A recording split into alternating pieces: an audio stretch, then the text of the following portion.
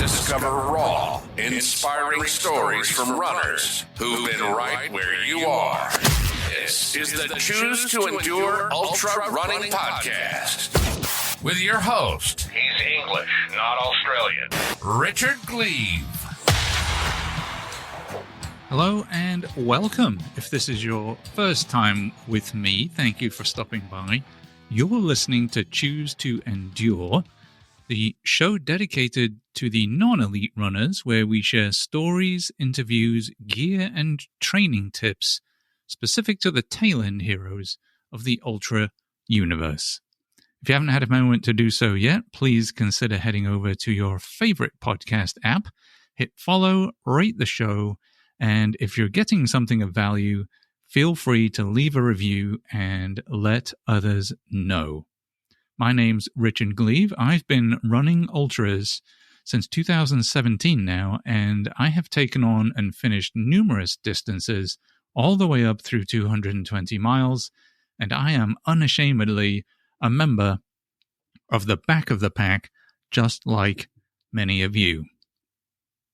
Well, you know, it's been about 6 weeks since the last full episode of Choose to Endure with Iron Will Sprouse. That's an amazing episode if you want to go and listen to that one.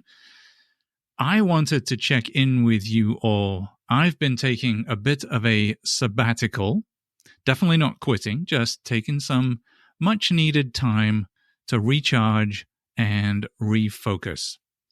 You know, producing a podcast like this, especially as an all-interview format, which is essentially what Season 2 was, can be really labor-intensive. It takes about 9 or 10 hours per episode to produce for an interview. And I realized I needed to step back a little bit and reevaluate how I kind of approach it. And so, as I think about Season 3, I think I'm planning to focus more on some of the solo episodes with some practical advice, along with some chats and interviews still thrown in. Season 2, as I said, very interview heavy. And while I loved connecting with so many inspiring guests, I think shifting to a mix of formats feels more sustainable for me moving forwards. That doesn't mean the interviews are going away. There are still so many amazing stories out there, and I look forward to sharing those with you. But for now, a balanced approach feels like the right move on my part, given my availability with life, work, family, my own race training, and everything else going on.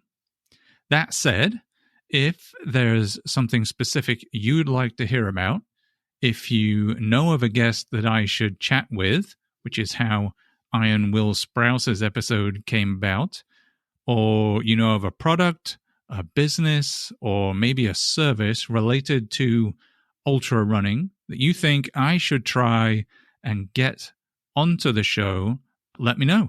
Always open to ideas from the amazing ultra running community out there. And this podcast is really my way of giving back. So definitely feel free to reach out if you want to. Send me a note on any of the socials or at info@choosetoendure.com if you choose. On the running side, I recently completed my first 50K in quite a while, actually, at the Père Malfé race out at Bussy Break Wildlife Management Area in North Louisiana. That's about 20 miles north of Monroe, for anybody who's familiar with that area. This was actually the inaugural event for the Beast Trail Racing team, who I hope to have as an interview here on the show very shortly. And it was pretty cool to be part of something new and exciting in a place that hasn't had an ultra running race before. So really enjoyed that. Part of the reason I really enjoyed that is because I also got to test out my brand new camper van, which is incredibly cool. I've now officially named this van Annie, since she is a Mercedes Metris Anna Kappa converted van. And with it, I was able to camp literally right next to the start-finish line, which was a very cool experience and really added to the overall race vibe. Having the van made everything so much easier and quite a bit more enjoyable, so I really look forward to using her for many more races and adventures to come as I travel across the country and hit up some more ultras out there. Now, I had also planned to run the Dino Valley 100 right after Père Malfé. That is an incredible race by the Active Joe team. Well done to everybody who went out there and ran that race, whatever your distance. Great job. Unfortunately for me, I had some really last-minute, unexpected work drama, and that derailed those plans. I was not able to make the trip up there in a timely manner and actually have the opportunity to participate in Dino Valley. That one really stung. I had been working up to and looking forward to running that race for some time. But, that's life sometimes, right? That's part of being an adult, and sometimes it just doesn't work out. So, yeah, disappointed that I wasn't able to get up to that one, but well done to everyone who did. I'm sure it was a fantastic race put on by Libby and the Active Joe team. Lots of volunteers up there. I was following it on Facebook, so I know it was a huge race this year, and well done to everyone involved in that one. Now, looking ahead on the race scene for me, I am now trying to put that disappointment behind me and have started a 12-week block of training specific to the Swami Shuffle 200 again in late February, followed by the big one for me to celebrate my 50th birthday, which will be Cocodona 250 in early May. Can't tell you quite how excited I am for giving that race my best shot. Now, I'm actually trying something new for Swami Shuffle from the training perspective. I decided, and this could totally blow up, I don't know, but I decided, since I have a Garmin coach on the app and on my watch, and it force feeds daily training suggestions specific for the race that you're trying to sign up for to your watch, I decided that I was going to train with the Garmin coach suggestions. So that will be really interesting to see how that works. It may completely blow up, and I am sort of tweaking it as and when I feel the suggestions it makes for each day don't quite fit where I think we're at in the plan. But it does have a really nice periodized plan of training. So I don't know, maybe it'll work, maybe it won't, but I think it'll be a cool story either way. For Cocodona specifically, I'm thinking of breaking tradition actually and looking potentially for some folks to share that experience with. Normally for these big races, I do them solo just because logistically and emotionally, I worry about other people trying to crew me and what they're doing and are they having a great time and when are they expecting me and where should I be? Because, it's just a whole host of things.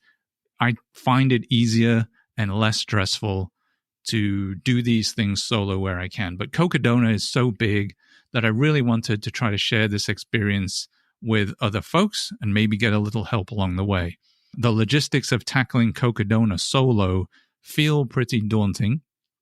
So, with all that said, if you or someone you know might be interested in supporting or joining me for that adventure in early May, I think it kicks off on May the 5th, maybe, for that week, definitely feel free to reach out. I am working with limited funds to support a crew coming out or individuals coming out, but I would love to find a way to make it work. So feel free to hit me up if you would love to be a part of the whole Cocodona experience. Other than that, I am still here, still running, still passionate about bringing you some content that inspires and connects. I really appreciate you sticking with me on this journey and through this short sojourn. I am excited for what's ahead here. Definitely stay tuned for season 3. Let's keep this community going. If you find yourself out there browsing the internet, definitely still consider subscribing to the show if you haven't already. That way you get notified every time a new episode drops.